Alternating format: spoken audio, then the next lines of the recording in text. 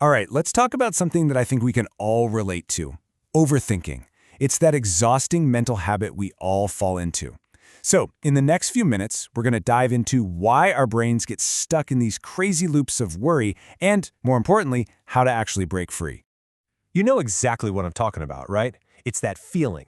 You're replaying a conversation from 3 days ago, or you're lost in some wild what-if scenario that probably will never happen. It feels like you're solving a problem, but really, your mind is just stuck on a treadmill, burning a ton of energy and getting absolutely nowhere. So, to get a handle on this, you got to know what you're up against. See, overthinking isn't just one vague, fuzzy feeling. It usually shows up in two very distinct and very frustrating cycles that keep us mentally spinning our wheels. And here they are, the two main culprits. First up, you've got rumination. This is when your brain just won't let go of past mistakes or future worries, and it's always looking at them through this super negative filter. Then there's its partner in crime, analysis paralysis. This is what freezes you right in the present. It's that overwhelming need to make the absolute perfect choice, which of course usually means you end up making no choice at all. But, and this is super important, not all worry is actually bad for you. The real trick is learning to tell the difference. You've got good worry, which can actually help you solve problems, and then there's bad worry, which just keeps you trapped in a cycle of fear. And when you put them side by side, the difference is, well, it's night and day. Unproductive worry is all about those unlikely, worst-case scenarios. It demands perfect solutions and total control over things you just can't control. But productive worry? That's totally different. It's flexible. It focuses on a specific problem you can actually solve, and it doesn't need 100% certainty. It accepts that some things are just out of your hands. This brings us to probably the biggest piece of the puzzle. Breaking free from overthinking requires a huge mindset shift. It's about going from just reacting to everything with anxiety to choosing how you want to respond. And that all starts with understanding where your real power is. Psychologists have a term for this, locus of control. Now, it sounds kind of academic, but the idea is actually super simple. It's all about where you think control lies. Do you believe your actions shape your life? Well, that's an internal locus of control. Or do you feel like you're just at the mercy of luck, fate, or other people?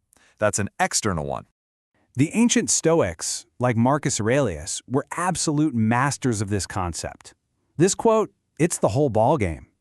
Real strength isn't about controlling the world out there. It's about mastering the world in here. Your mind, your reactions, your choices. Think about it like this. We waste so much mental energy in what we can call the circle of concern. You know, worrying about what other people think, about the past, the future, even the weather. Things that, if we're being totally honest with ourselves, we have zero control over.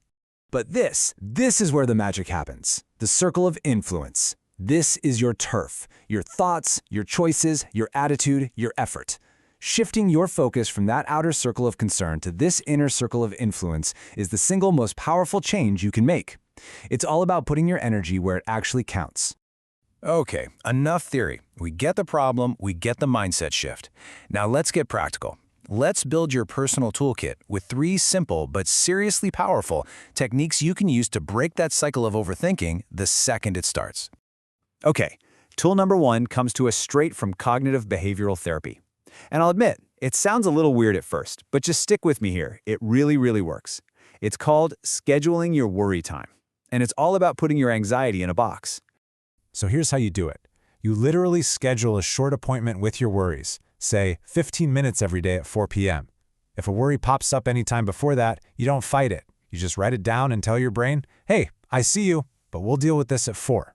You're basically training your brain to stop letting worries hijack your whole day. So what about when you're in the middle of a full-blown thought spiral and you need to hit the emergency brake, like right now? That's where our second tool comes in. It's a fantastic mindfulness technique that uses your senses to pull you out of your head and plant you firmly back in the present moment. It's so simple, and you can do it anywhere. Just name, either out loud or just in your head, 5 things you can see, 4 things you can physically feel, 3 sounds you can hear, 2 things you can smell, and 1 thing you can taste. This simple act forces your brain to switch gears from all that internal chaos to the real physical world around you. It's an instant pattern interrupt.